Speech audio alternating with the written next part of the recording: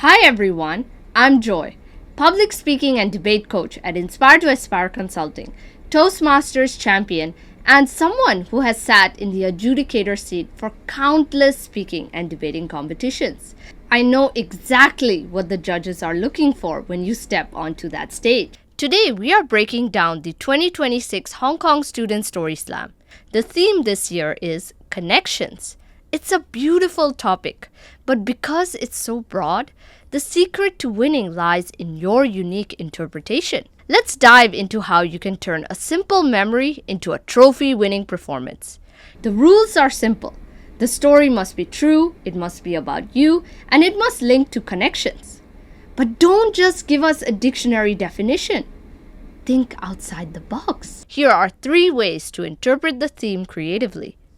Digital versus real connection, the power of community, and going beyond human connection.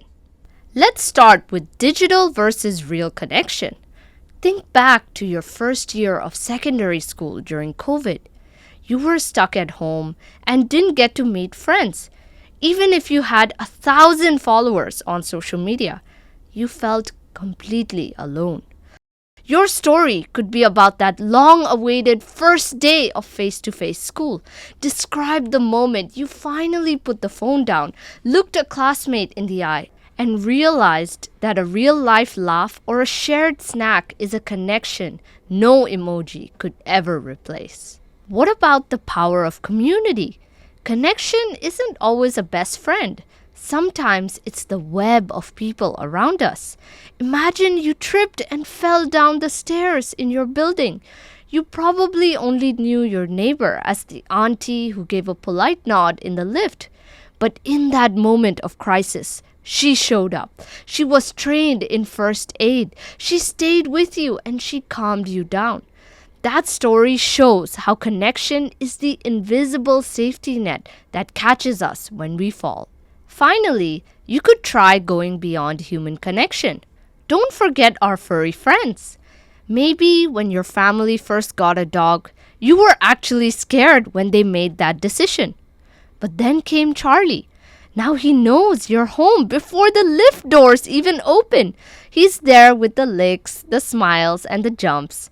A story about a pet that isn't just cute, it's a deep dive into an invaluable, wordless connection that changes your perspective on what family really means.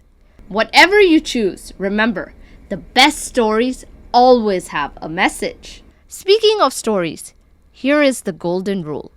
No conflict, no story. If you just say, I have a dog named Charlie and we're best friends, that's a lovely statement, but as a story, it's boring. To fix this, use the Pixar Story Structure. It looks like this. Once upon a time, every day, one day, because of that, because of that, because of that, until finally. Before we apply this to our pet story, let's look at why the Pixar story structure is so powerful. It forces your story to move from status quo, how things were, to inciting incident, the change, through struggle, and finally to resolution. Once upon a time and every day, establish your normal life.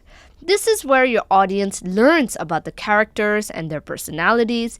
You build the connection so the audience cares about these characters and wants to know what happens to them in the story ahead. One day is the conflict. This is the moment everything changes. Because of that, repeatedly, are the stakes. Each because of that should raise emotional or physical tension. It shows the consequences of conflict. Until finally, the climax, the moment of highest tension where the problem is resolved or the lesson is learned. Every story doesn't have to have a happy ending, but it should have a moral. And of course, your ending should make sense. Now let's apply it to the story about Charlie. Once upon a time, there was a student who was skeptical about having a pet. It was me. And my family decided to adopt a dog named Charlie without consulting me.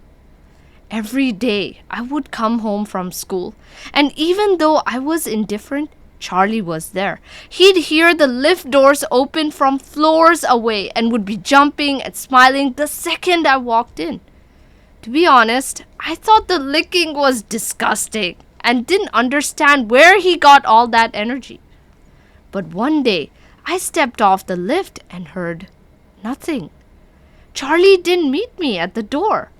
Mom told me he had tripped chasing a ball and injured his leg so badly he had to be rushed to the pet hospital.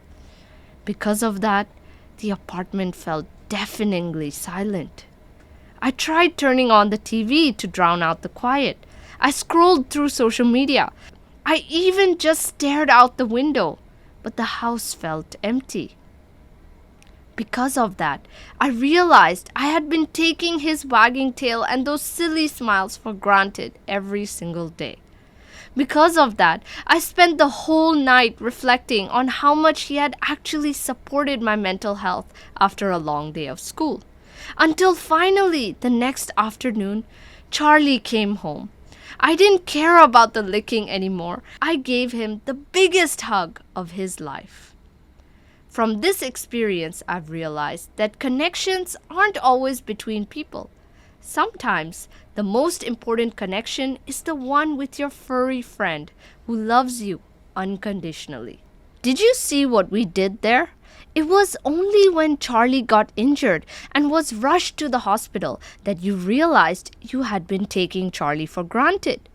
There's a famous saying in storytelling: people will forget what you said, but they will never forget how you made them feel.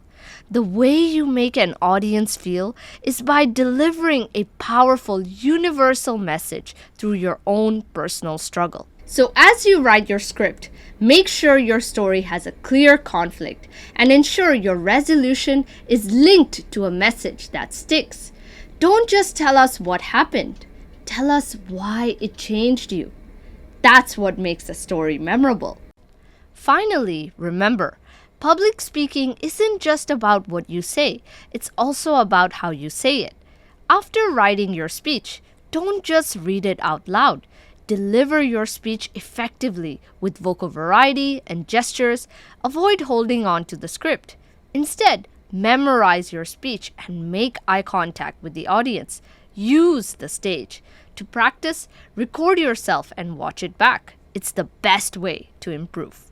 If you want to sharpen your skills, Inspire to Aspire Consulting is here to help. We offer one-to-one and group coaching sessions, as well as script marking and editing services for speaking and debating competitions, as well as workshops on building confidence, storytelling, persuasion, MC skills, interview prep, nailing virtual presentations, and more. Beyond speaking, we also offer workshops on debate, future readiness, wellness, mental health, yoga, mindfulness, and positive education. Visit us at www.inspiretoaspire.org to learn more. Good luck to all the storytellers out there. Find your connection, find your voice, and I can't wait to hear your stories. See you next time.